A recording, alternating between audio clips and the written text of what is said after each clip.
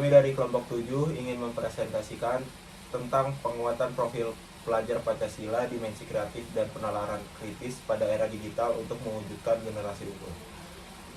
Perkenalan, saya sebagai moderator Raden Albara dengan NPM 24.285. Di samping saya ada Perkenalkan, nama saya Ramadhani Nugroho, NPM 2410000296 sebagai pemateri. Perkenalkan, nama saya Fatia Maulida dengan NPM 24.275 sebagai pemateri. Perkenalkan, nama saya Jenny Sunia Mentari, NPM 2410003008 sebagai pemateri. A few moments later. Yang pertama, di sini ada profil pelajar Pancasila, landasan pembentukan karakter. Profil pelajar Pancasila adalah gambaran tantangan bagaimana seharusnya karakter seorang pelajar di Indonesia yang didasarkan pada nilai-nilai yang terkandung dalam Pancasila. Pancasila sebagai dasar negara mengajarkan kita untuk hidup bersama dengan penuh toleransi dan penghargaan perbedaan. Melalui pendidikan yang berlandaskan profil Pancasila, pelajar Pancasila, kita diharapkan bisa jadi orang yang tidak hanya pintar, tapi juga memiliki karakter yang baik dan bisa memberi manfaat bagi masyarakat. Profil Pancasila juga memiliki kompetensi berbagai aspek, yaitu ada gotong royong, beriman, bertakwa dan berakhlak mulia, mandiri, bernalar kritis, kreatif, peduli lingkungan. Di sini juga ada beberapa profil Pancasila, yaitu yang ke-1 ada Pancasila sebagai dasar nilai. Kedua ada pendidikan yang menyeluruh. Ketiga ada menghargai budaya lokal dan nasional.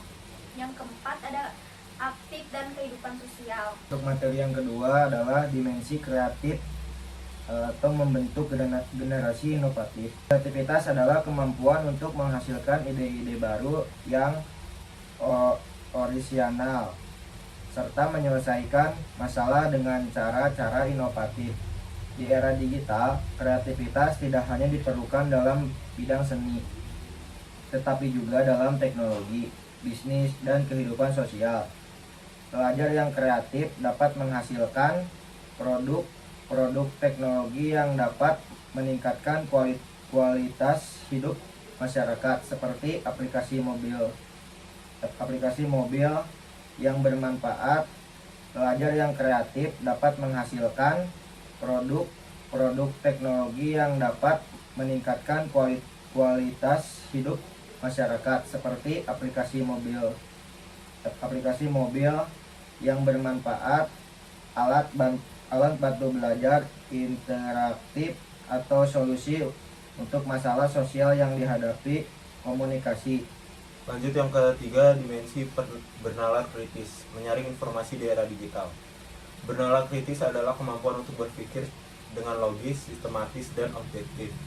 Menganalisis informasi di era digital sangat diperlukan untuk berpikir kritis, karena di dalam berpikir kritis terdapat berbagai hal. Dalamnya terdapat kegiatan interpretasi, analisis, evaluasi informasi, penjelasan, serta pengolahan diri.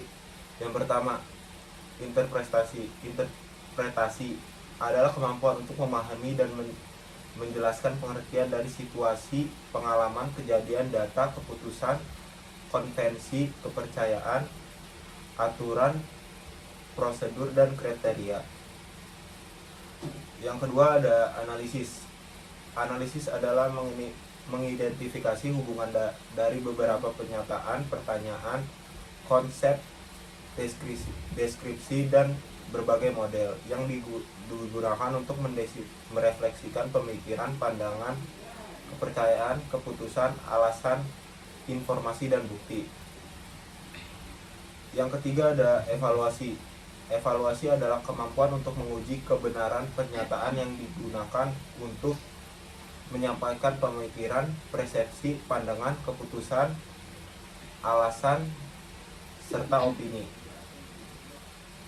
Yang keempat ada inferensi, adalah kemampuan untuk mengidentifikasi dan memilih domain yang dibutuhkan untuk menyusun kesimpulan yang memiliki alasan untuk menduga dan menegakkan diagonis. Yang kelima, kemampuan menjelaskan adalah kemampuan untuk menyatakan hasil pemikiran, penjelasan alasan berdasarkan pertimbangan bukti, konsep meteorologi, kriteria, dan konteks.